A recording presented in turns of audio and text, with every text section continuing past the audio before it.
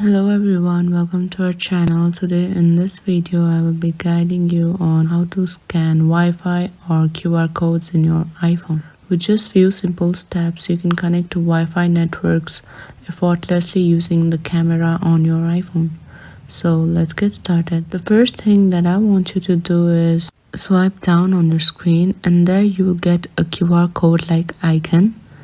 Tap on it. From there you can scan any QR code. So basically this is the first solution that you can use to scan your QR codes or Wi-Fi codes using your iPhone. Now the second solution is to directly go to your camera and then scan the QR code from there. Even just the usual camera in our iPhone can scan the QR code.